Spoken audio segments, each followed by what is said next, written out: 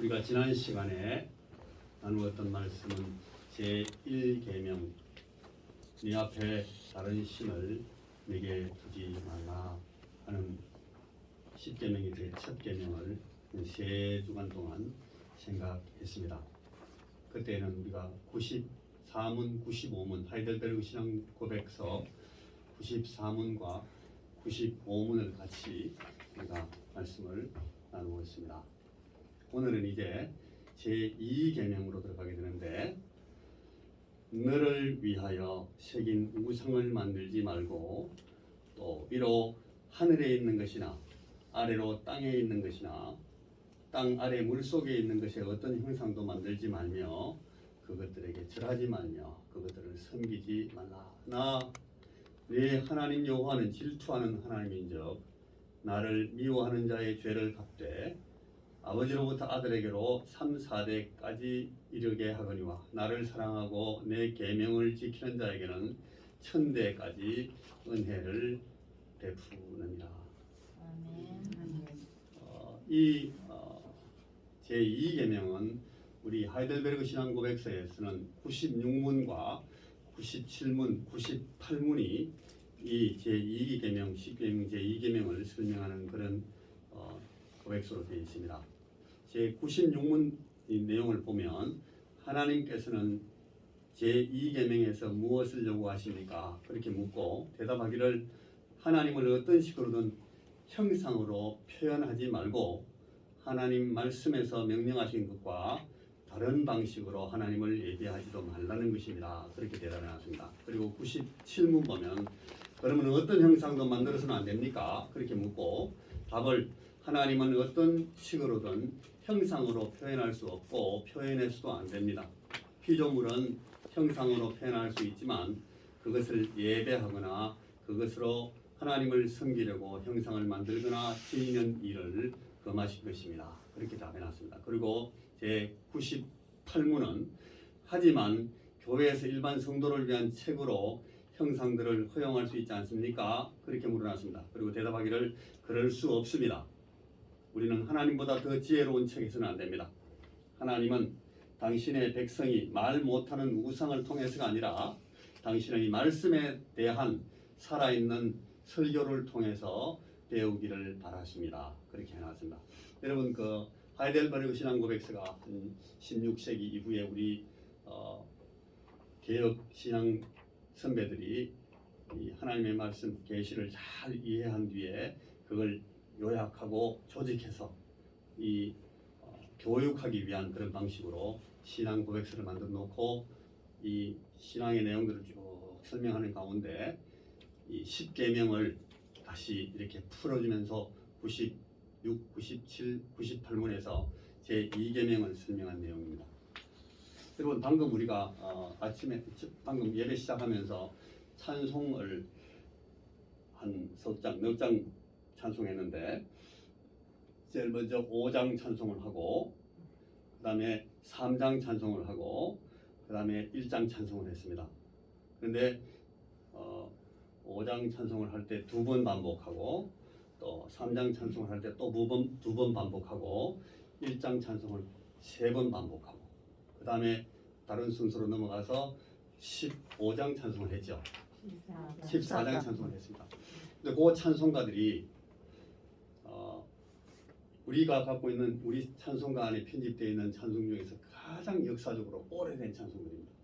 굉장히 오래된 찬송들이고 그 다음에 오늘 우리가 나누고자 하는 이 말씀하고 직결되어 있는 그런 이 찬송들입니다. 특별히 반복해서 찬송하는 걸 보고 혹시라도 여러분 마음속에 야 내가 예수를 갖다가 수십 년 예수 믿었는데 이렇게 찬송하는 처음 보네 그렇게 생각할 수 있을지 몰라요. 그런데 여러분 16세기 17세기 우리 개혁 선배들이 예배 시간에 찬송 부르는 방식입니다. 그게 보통 한 번 찬송을 시작하면 10번씩 반복하고 어떨 때는 20번씩 반복하면서 계속 그 찬송을 하고 그랬습니다. 서서 반주도 없이 찬송을 계속 같은 가사를 찬송하면서 찬송하면서 막 이렇게 울고 서기도 하고 막 손을 들고 이렇게 찬송하기도 하고 이런 찬송들을 계속 반복했어요. 우리처럼 막 1절부터 6절까지 있는 찬송을 갖다가 막 이렇게 반복하고 이렇게 하지 않고 우리 개혁 선배들은 찬송을 그렇게 했습니다. 우리 중에 어떤 분들은 전통이 있는 그런 찬송 방법을 좋아한다 그렇게 생각하시는 분들이 있는데 우리가 갖고 있는 그 전통 방식은 아예 100년도 안 된 방법입니다. 그리고 대부분 우리가 지금 갖고 있는 우리 찬송관에 들어와 있는 많은 찬송이 그 소위 그 복음성가라고 그래가지고 가스펠송이라고 그렇게 부르는 찬송들인데 그 찬송들이 우리 지금 한 5, 600 찬송가 중에서 한 450, 500장 정도가 그런 찬송입니다. 예배에 쓰는 찬송은 사실은 굉장히 적어요. 근데 오늘 우리가 부르는 그 찬송들이 가장 전형적인 그런 전통적인 예배 찬송입니다. 5장 찬송은 한 15, 16세기에 시작했던 찬송이고 3장 찬송은 여러분 예수님 부활 성천하신 후에 100년도 안 돼서 시작한 찬송입니다. 이렇게 3장 찬송이 그리고 1장 찬송은 시편송 가운데 시편 100편 찬송을 반복했던 찬송 제1장 만복에 거는 하나님 온 백성 찬송드리고 저 천사여 찬송하세요. 그 찬송이 그런 찬송입니다. 여러분 이런 찬송들을 하나님 예배 찬송으로 계속 부르는 것은 굉장히 우리에게 큰 이 능력의 찬송이 될 수 있고 하나님을 영화롭게 하고 하나님의 성호를 높이는 것만큼 이 사단이 두려워하는 게 없어요. 사단의 역사를 이렇게 결박하고 그들을 말하자면 이렇게 우리 주변에서 쫓아내고 하는 그런 방식은 주 하나님 우리 주 예수의 이름을 높이는 것 그밖에 없습니다.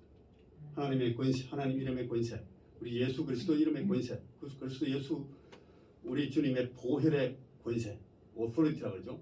그게 신학적으로 가장 그 핵심이 되어 있는 가장 중요한 그 권위의 핵심이 바로 우리 주 예수 그리스도의 이 이름 그리고 그분의 보혈의 능력, 하나님의 영광을 높이는 겁니다. 그게 이 오늘 우리가 지금 생각하고 있는 우상을 만들지 마라, 하나님 외에는 다른 신을 이겨두지 말라는 이 계명에 가장 직접적으로 적극적으로 순종하게 되는 그런 방식이 될 수가 있습니다. 그리고 오늘 우리 찬송 말씀 생각하는 내용을 보면 하나님의 형상을 잃어버린 인간의 초상, 제일 첫 대지가 그렇게 되어 있습니다. 우리가 이 제1계명 내 앞에 다른 신을 네게 두지 말라 하는 그 계명을 우리가 생각해 보면 이 계명은 너희는 하나님을 예배해야 된다 하는 것을 강조하는 겁니다. 하나님만 예배해야 된다.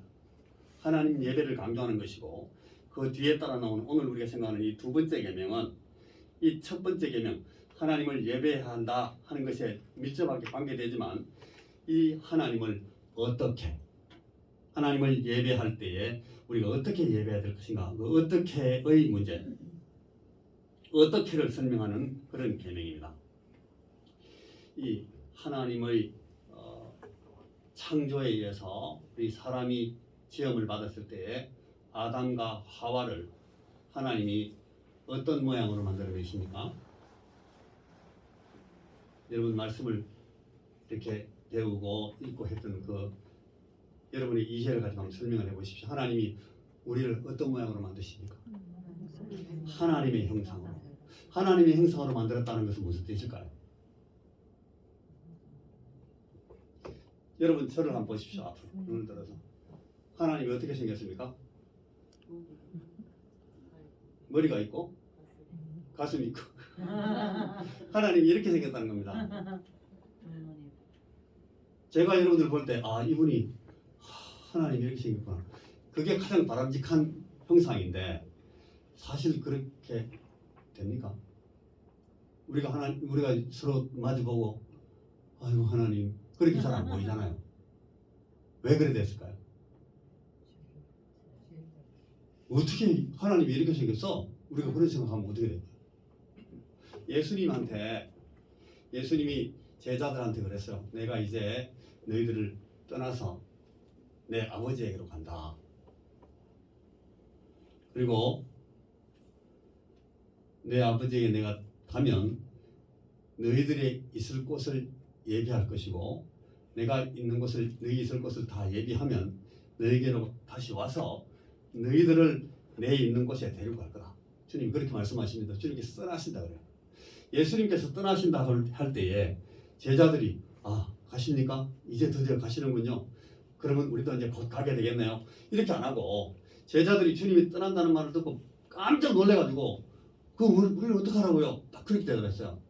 특별히 그 예수님의 제자들 가운데 빌립이라는 제자가 있어가지고 빌립이 그렇게 말합니다.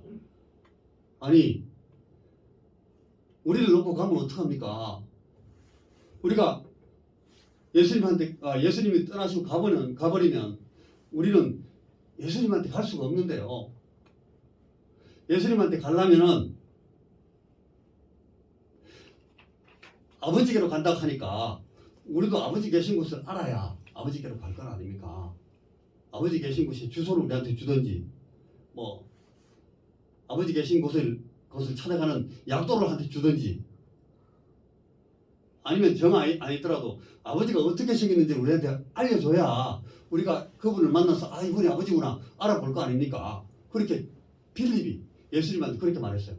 그러니까 이게 지금 여러분 요한복음 14장에 나온 얘기예요. 그러니까 그 말씀을 듣고 예수님이 뭐라고 대답했습니까?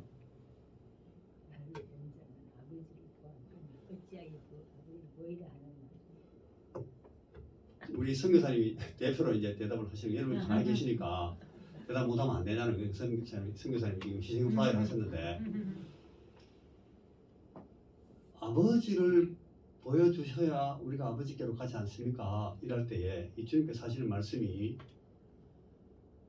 대뜸 주님이 뭐라고 하시는가 하면 아니 네가 지금까지 나하고 이렇게 오래 있었는데 아버지를 모른다고?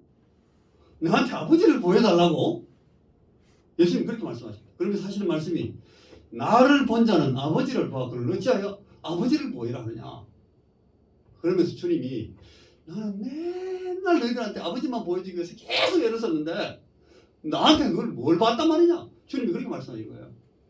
그게 우리 주님을 통해서 나타난 아버지의 형상을 이 제자들이 못 알아본 겁니다.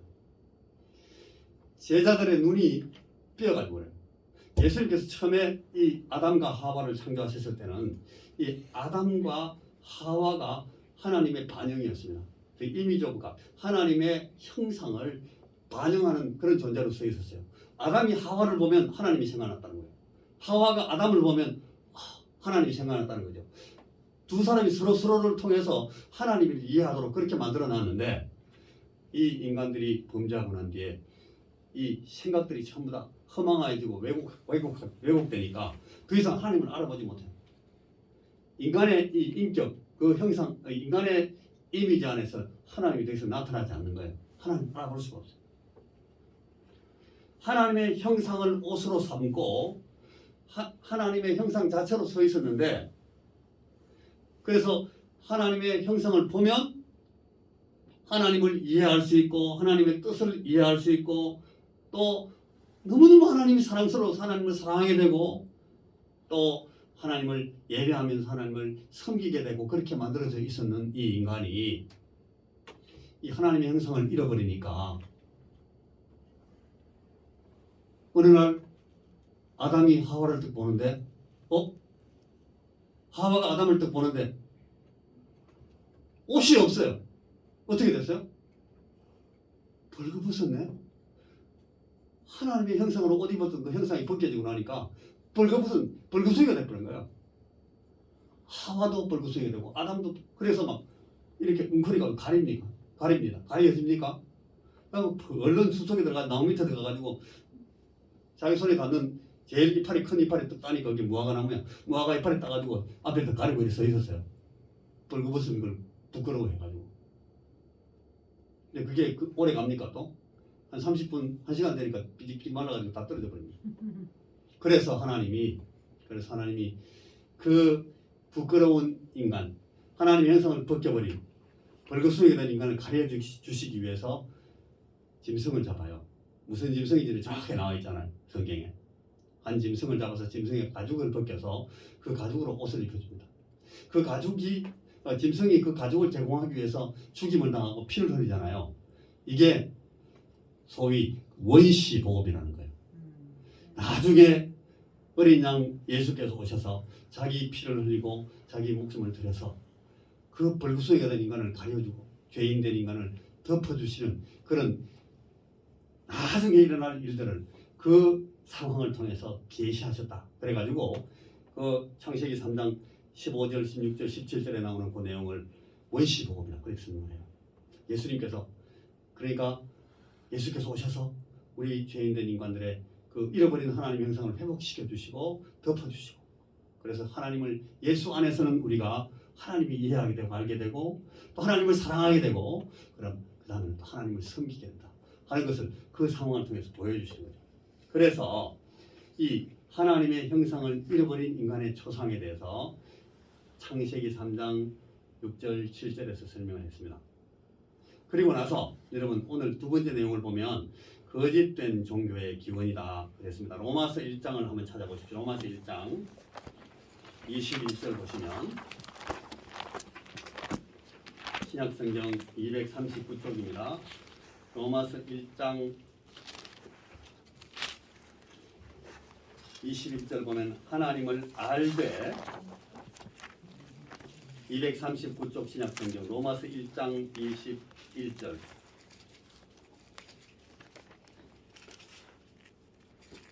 하나님을 알되 하나님을 영화롭게도 아니하며 감사하지도 아니하고 오히려 그 생각이 허망하여지며 미련한 마음이 어두워졌나니 스스로 지혜 있다 하나 어리석게 되어 썩어지지 아니하는 하나님의 영광을 썩어질 사람과 새와 짐승과 기어다니는 동물 모양의 우상으로 바꾸었느니라. 하나님을 이 피조물 가운데 있는 어떤 존재들로 묘사하고 하나님의 형상을 바꿨다는 거예요. 이 거짓 종교들이 발생하는 이 기원을 설명하고 있는 건데 하나님의 계시, 하나님의 자기 계시, 하나님이 하나님 자신을 설명한 것들을 왜곡하고 생각이 허망해지고 미련한 마음이 어두워져서 자기들의 지혜를 전부 다 발동해가지고 하나님을 만들어내는데 그 하나님 모양이 썩어질 사람과 새와 짐승과 기어다니는 동물 모양의 우상으로 만들어놓고 그 앞에 그걸 예배하고 섬기고 절하고 그렇게 했다는 거예요.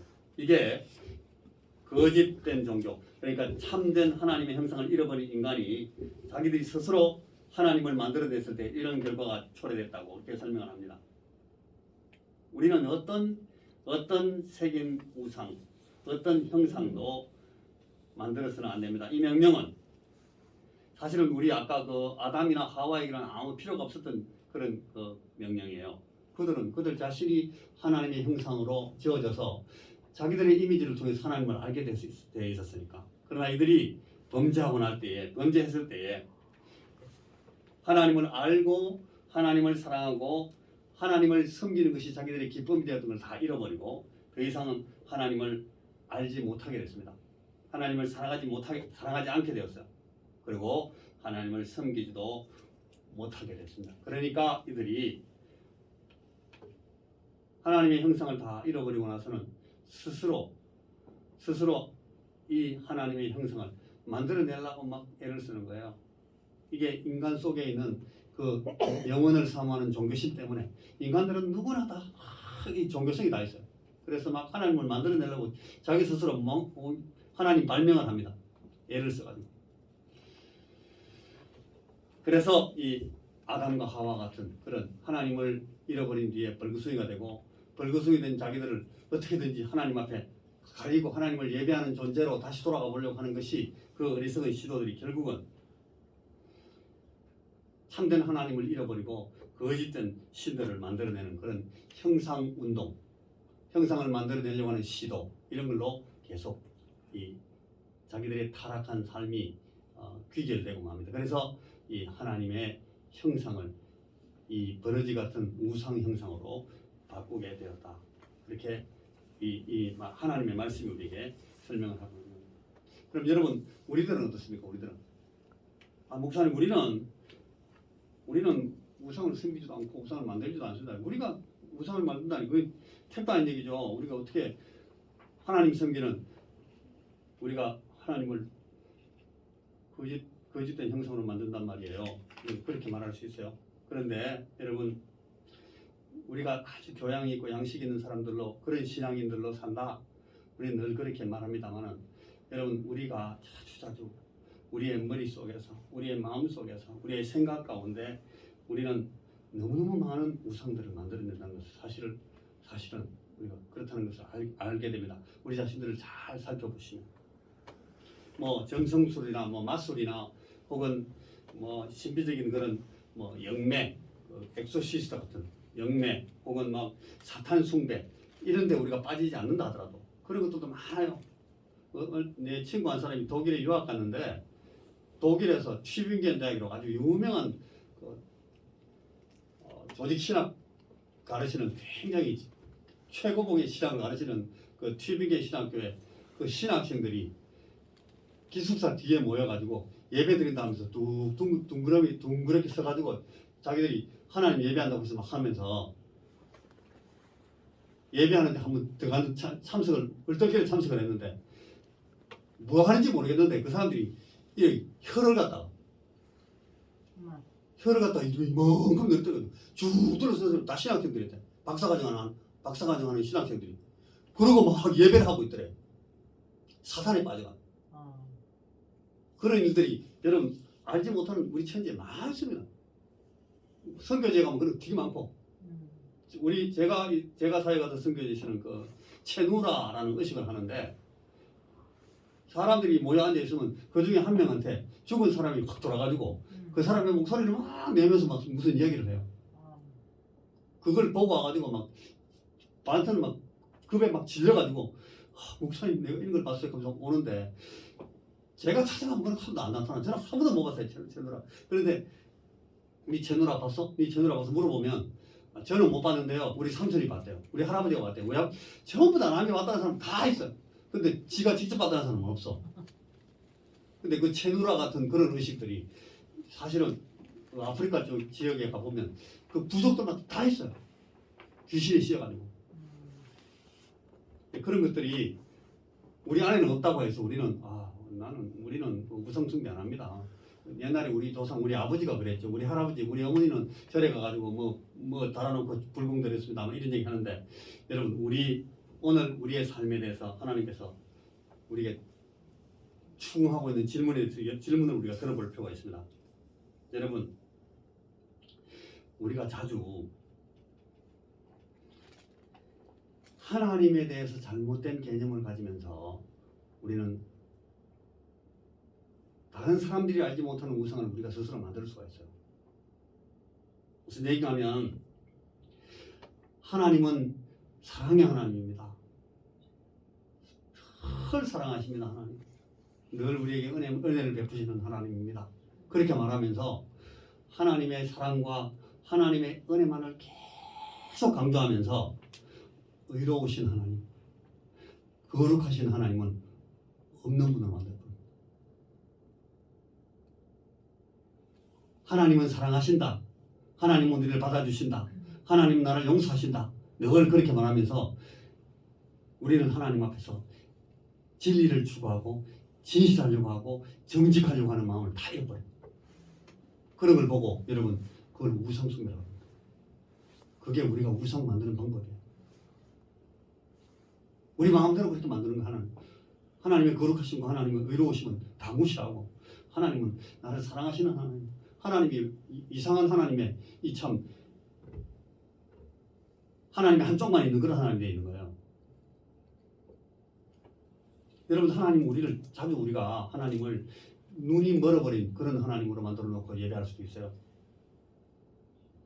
은밀하게 하나님을 배신하고 은밀한 가운데서 정말 하나님께서 원치 않은 짓을 반복해서 하면서 하나님 이런 거 신경 안 쓰신다고 말하고 나는 하나님 예배합니다. 주일마다 나는 하나님 앞에 나갑니다. 여러분 그거 하나님 앞에 우상 만드는 거예요. 하나님의 형상을, 하나님의 모습을 이상한 것으로 만들어 놓고 잘못된 하나님을 섬기는 거예요. 하나님은 내가 하는 일들에 대해서 눈여겨보시지 않고 하나님 눈 멀어서 눈 감고 앉아있다고 하나님 그렇게 만드는 거 그거 하나님 바로 예배하는 방법이겠습니까? 하나님은 귀가 없는 하나님으로 만들어 놓고 하나님을 예배할 수도 있어요. 나는 아무리 기도해도 하나님 내 기도 듣지 않으신다. 내가 하나님을 욕하는 짓을 하고도 하나님 내 소리에 대해서 하나님은 감각하지 않으신다고. 내가 내 형제들과 사이에서 함부로 행하고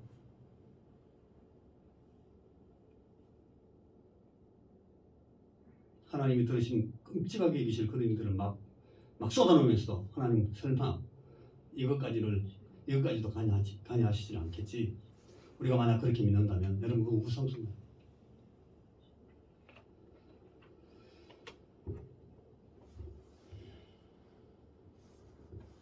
하나님이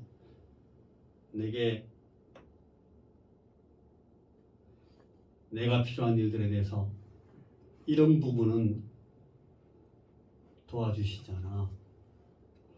여기까지는 하나님이 배려하시지 않을 거야. 이거는 어떻게든지 내가 내 목숨을 걸고 해결할 수밖에 없어. 이거 안 되면 난 그냥 죽는 거지 뭐. 그리고 우울증에 빠져서 자기를 스스로 자해하고 포기하고 주저앉아 버리는 하나님을 이상한 하나님으로 만들어 놓고 하나님의 손이 짧은 하나님, 우리의 아픔과 우리의 결핍에 대해서 아무것도 하실 수 없는 하나님으로 만들어 놓고 우리 자신들을 크게 만들어 놓고 우리 자신들을 섬기다가 내가 나 자신을 포기하면 그걸로 끝이다 생각하는 그 하나님을 잘못 만들어 놓고 우상 섬기는 겁니다. 이런 우상들이 오늘 우리의 삶에 많이 있을 수 있고 우리가 그런 우상을 지금도 만들 수 있다는 사실을 꼭 기억하십니다. 이게 오늘 제2계명을 우리 앞에 놓고 하나님께서 우리에게 말씀하시는 내용입니다. 여러분, 하나님께서 어떤 하나님이신지를, 하나님께서 무엇을 기뻐하시고 사랑하시는 하나님인지를 이해하고 그 하나님을 사랑하고 그 하나님을 섬기지 못하면 우리는 이 망령된 하나님을 섬기게 되고, 망령, 다른 말로 하면 영을 망하게 한다는 거예요. 우리의 심령이 부서지게 하고 망가지게 만드는 그런 이상한 우상을 섬기게 된다 하는 사실을 오늘 우리가 이 말씀 앞에서 꼭 기억하시면 좋겠습니다. 오늘 주님께서 우리에게 하시는 말씀, 너희들을 위해서 우상을 만들지 말고 그 앞에 절하지 말라 하는 이 계명이 오늘 우리에게 강조하는 이 내용은 거짓된 하나님의 형상을 우리가 스스로 만들지 말고 참 하나님의 그 온전하신 거룩하심과 의로우신 사랑의 하나님을 제대로 이해하고 하나님을 사랑하고 하나님을 섬기는 사람으로 있어야 된다 하는 말씀을 오늘 우리가 이 주의 말씀 앞에서 꼭 기억해야 되는 시편 115편 88편 말씀에 그런 말씀이 있어요. 우리가 우상을 만들고 방금 제가 설명한 것 같은 그런 이 마음 속에서 생각 속에서 우상을 만드는 사람들은 결국 그 우상처럼 되고 만다고. 그래 그 시편 115편 8절 말씀이 우리에게 말합니다. 우상을 만들고 우상을 섬기는 사람들은 결국 지가 우상같이 되고 만다고. 오늘 그 말씀이 그렇게 시편 115편 8절 그 앞뒤의 말씀이 그렇게 설명하고 있어요. 우리가 이 말씀을 오늘 꼭 기억하시면서 하나님, 우리가 어떤 하나님을 어떻게 섬겨야 될 것인지, 우리가 하나님을 예배할 때 그 예배하는 하나님 예배의 자세, 태도, 마음은 어때야 될지를 꼭 마음 가운데 새기시고 우리가 하나님께서 기뻐하시는 모양대로 방법대로 하나님을 사랑하고 섬기는 그런 우리 성도들이 다 되시기를 주님 이름으로 축원합니다. 아멘. 주님, 이 시간 우리에게 주신 이 말씀이 우리 마음 가운데 깊이 순간순간 우리의 삶의 모든 이 국면에서 우리 자신들을 붙들게 하시고 우리가 잘못된 하나님을 만들어 놓고 우리가 함부로 하나님의 형상, 하나님의 이미지, 하나님의 그 모습을 우리 마음대로 바꿔놓고 함부로 하나님을 예배하는 그런 우상 숭배에 빠지지 않도록 하나님 우리를 불쌍히 보시고 거룩하신 우리 하나님의 아름다우심을 늘 사랑하고 이해하고 섬기는 그런 참된 하나님의 자녀들, 우리 하나님 섬기는 귀한 성도들이 될 수 있도록 하나님에게 은혜를 더하여 주옵소서. 우리 주님 예수 그리스도 이름으로 간절히 기도하옵나이다. 아멘.